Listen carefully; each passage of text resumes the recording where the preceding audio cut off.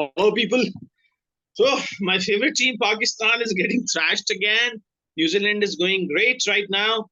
I think there are some 125 odd in just about 18, 19 overs. So that's a good going.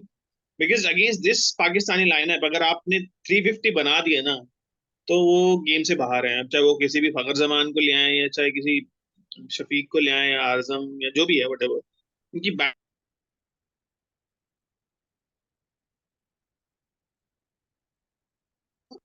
Pakistan की band थोड़ी सी गई है. I hope शाम तक पूरी बच जाए.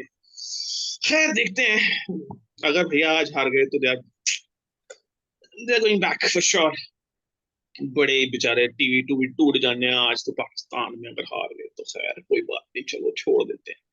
हाँ जी. तो मेरे ख्याल से if we are going to look carefully at this game which is going on, Pakistan New Zealand, I feel that if New Zealand scores anywhere around 330, 350, then Pakistan will find it difficult to score. The same reason is same. उनके पास batting नहीं है बड़ा score chase करने की. एक तो वो crumble कर जाते हैं प्रेशर में. दूसरा उनके पास वन ट्रिक पोनी है सारे बैट्समैन. ठीक है, फकर जमान एक बैट्समैन है उनके पास अब जो कि थोड़ा ब्रिस्क स्कोर कर सकते हैं. But considering the bowling lineup, they have Trent Boult and Tim Southee. I think Trent Bolt or Tim Saudi, they'll take care of him at the beginning of the Pakistani innings. So that's my take. Pakistan को उनको restrict करना पड़ेगा by under 280. Otherwise बहुत मुश्किल हो जाएगा पाकिस्तान के लिए. फिर तो वही है, अच्छा चलता हूँ दुआओं में याद रखने वाली कहानी हो जाएगी उनके साथ. खैर चलो संदीप के पास चलते हैं. संदीप का क्या टेक है? संदीप एक मिनट में इस मैच का टेक दे दीजिए, then we'll move on to Australia and England.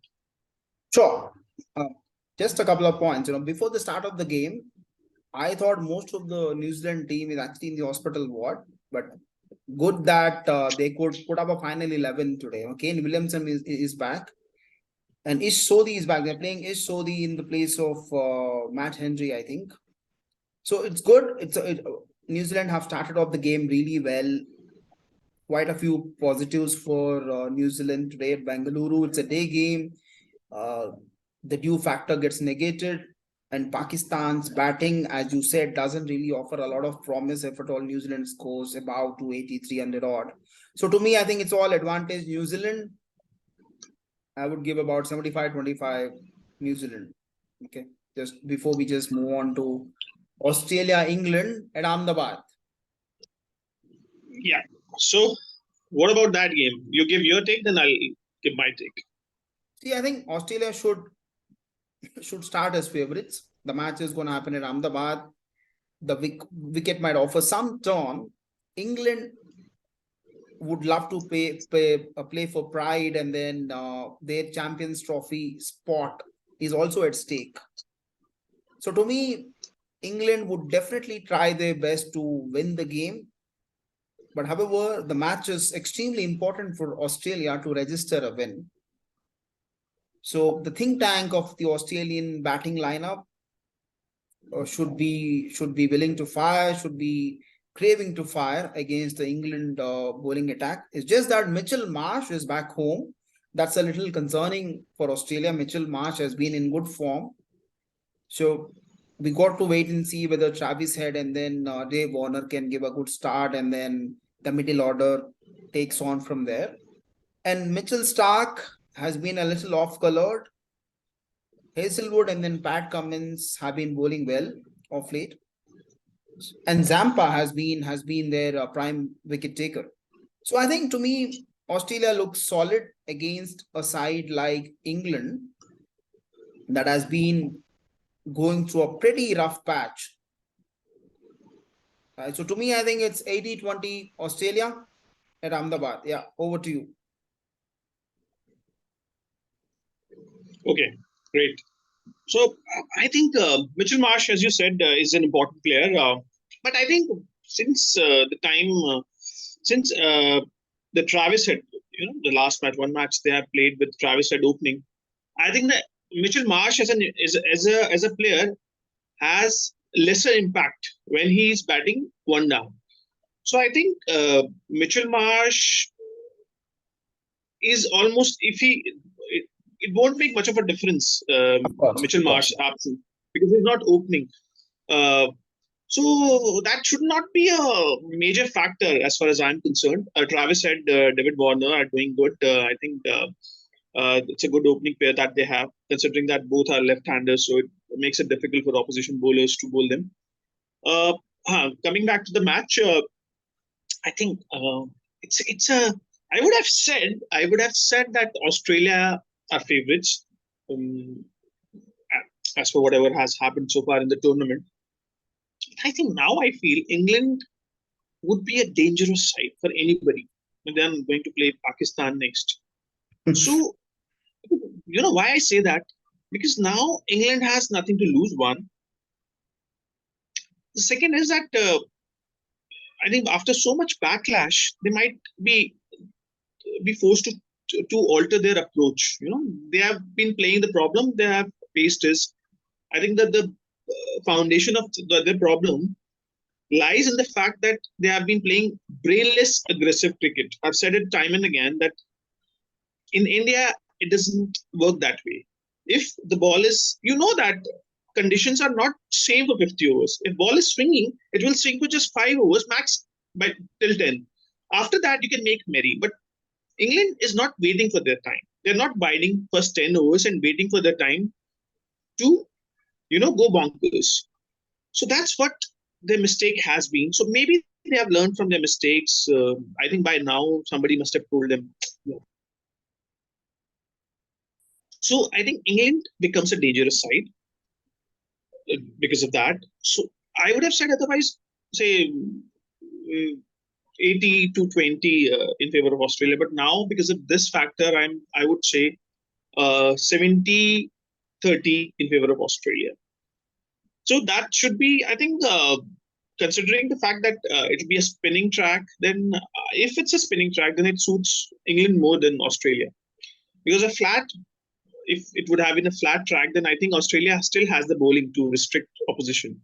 But England doesn't have the bowling. They need some assistance. The kind of bowling England has, they need some assistance, like players like Chris Wokes, Sam Curran, or even Adil Rashid as a spinner, Yeah. and other medium pacers that they have. I think they need some assistance, some juice in the wicket. So if it's somewhat a tricky or patchy or two-paced wicket, I think that would suit England more than Australia. So let's see how it goes. That's my take. So I don't. It's just that England's batting form has been concerning me a lot. Even I think that okay, England might just go bang bang and then they have nothing to lose. But however, we discussed this in our last video as well when India played England. But however, their batting did not fire. That's the only worrying factor that I personally have. If the wicket You assists are their bowlers, yeah. you're right. Just want to make a point about the batting. I think the batting problem begins from the top. If this would have been, say, other team, Australia, a team like Australia, they would have dropped Johnny Bairstow by now. Johnny Bairstow is looking completely out of touch. Even if he's staying till 10th over, 12th over, he's eating a lot of deliveries. And you know what is the problem? The way Johnny Bairstow is playing, he's very patchy. Because if he spends 10 overs on the wicket, then he's not giving confidence to the batsman who's sitting in the dressing room. The way he is playing, it seems the wicket has a lot of demons in it, or the opposition bowlers have a lot of tricks up their sleeve. So the way he's opening the batting, it doesn't augur well for England. I think they should drop him, bring in somebody else. Otherwise, Johnny Bairstow is a walking wicket nowadays. You can go ahead now. So I think that's all from mine. I still would give 80-20 Australia, but we are not too far though here as well. And then New Zealand, Pakistan is an interesting match that we would definitely watch out in the next 3-4 hours. So who would emerge as a winner? Moving on to the points table now, before we do another video on India's match, that should be our next video. But moving on to the points table, it looks pretty exciting at this stage. A lot would depend on the double headers today, New Zealand, Pakistan, and then Australia, England. To me, I just want to make only one comment that any team that enters semi-final should reach there by merit, as simple as that. I don't have anything beyond this to say here. Any team should not get any backdoor entry. It should be a straightforward, genuine victory, and they should not be relying on, say, how ABC teams plays some XYZ team, or how would some other team play against someone. I think it should be a purely merit-based entry. That's all I can say. So I wish all the teams that are in contention all the best from my end, and hopefully semi-final should be exciting. Moving on, yeah, your take. Yeah. So I think one thing that is on top of my mind watching today's the schedule for today, the double header. I think if New Zealand beats Pakistan, the Pakistan is going back home. Bye bye Tata. And if they Pakistan beats New Zealand, then it kind of the rest of the games remain relevant. And then New Zealand has to beat Sri Lanka for sure, and then run rate will come into play. And talking about the other game, England and Australia. England, obviously, we know that they do not stand a chance to make semis. But there's a place up for grabs. Champions Trophy place is up for grabs if they are going to still win the rest of the two games. So they are going to play for pride, because missing out for world champions, double world champions, missing out on a place, in Champions Trophy. It's a lot of beizati ka sabab for them. So they are going to play for pride, for a place in the Champions Trophy. And Australia, of course, we know it's an important game for them. If they have to win a few matches, still they have to win a few matches. If they're going to lose today, then it will be fight for survival for them as well. So I think they would like to shut the door for other teams as far as semi-final is concerned. So that's my take. ठीक है, तो मिलते हैं शाम को for preview of India versus South Africa. Much sought after clash of the table toppers, as we say, clash of the titans. तो ठीक है, मिलते हैं शाम को. Bye bye. See you again. Thank you very much.